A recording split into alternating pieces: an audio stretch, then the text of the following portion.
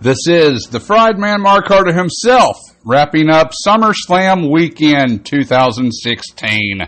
I first want to run down the card for NXT Takeover Part 2 in Brooklyn. And it was excellent show. Not a bad match on the card. You had Austin Aries going up against No Way Jose.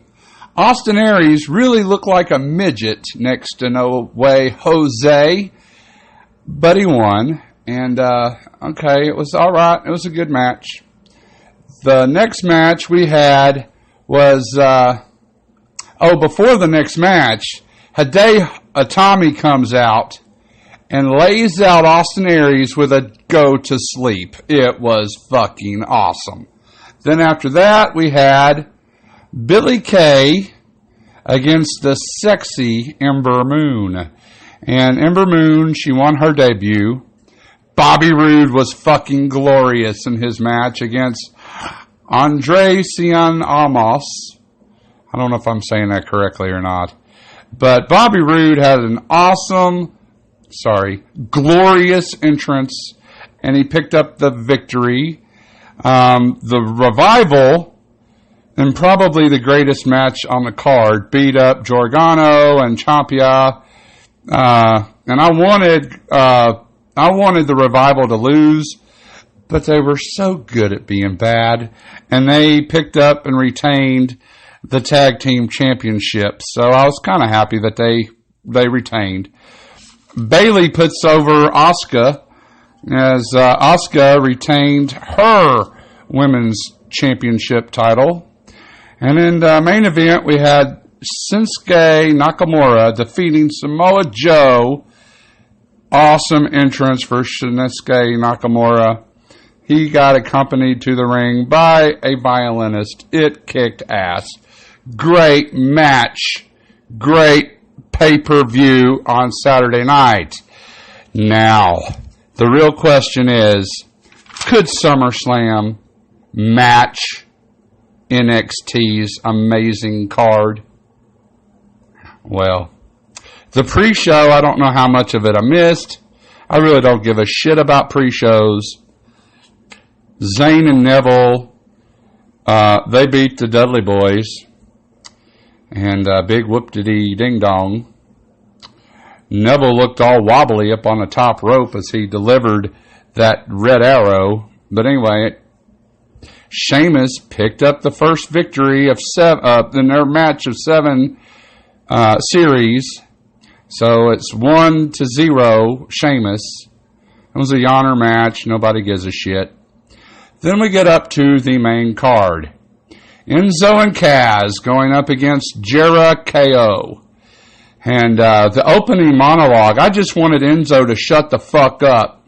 And normally I like their promos, but Enzo's starting to get on my nerves. And the fact that Big Kaz hasn't learned how to spell the word soft is annoying. And shockingly, Chris Jericho, Kevin Owens, they pick up the victory. I did not see that coming. Charlotte, in an awesome fucking finish, defeated Sasha Banks for the women's championship. The match, however, was pretty boring. Then another boring match. The Miz picked up his victory, retained his title against Apollo Crews, and that kind of shocked me.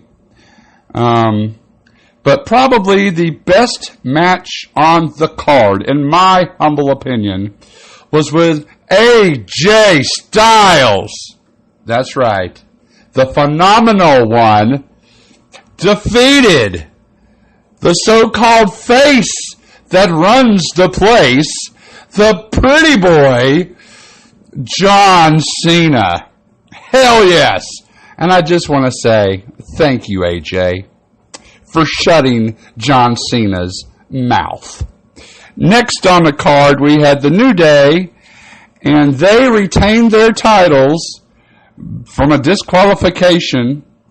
It was lame. Another lame fucking match that involved Jon Stewart Why he had to go stick his nose in this match to begin with is beyond me, but it was fucking retarded. So they retained their titles.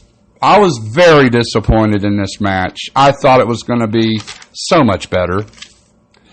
The next match that I didn't care about happened to be Dean Ambrose retaining his WWE title against Dolph Ziggler, as if anybody could see that happening a mile away.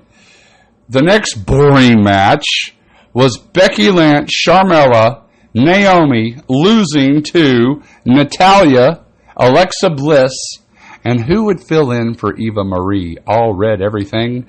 It was Nikki Bella, the least talented wrestler on the fucking roster. So it makes sense that she replaced Eva Marie, I guess, because Eva Marie hasn't got the talent God gave a fly.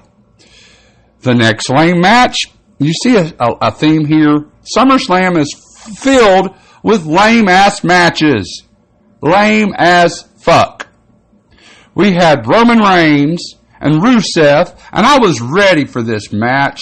I was ready to see Rusev kick Roman Reigns' ass. And what happened? It was a non-finish. The referee said that Rusev had got hurt and couldn't compete. So that sucked cock. It was lame as hell.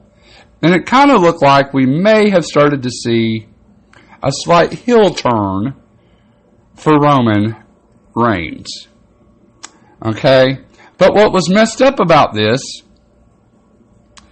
was that the U.S. title I just described took place after Seth Rollins and Finn Balor compete for the all-new Universal Championship belt. Okay? And the title looks retarded. All it is the WWE Championship belt, but instead of a black strap, it's red. Maybe Eva Marie should wear that fucking title belt. It looks retarded. But I'm pleased to say that Finn Balor, the Demon King, defeated Seth Rollins.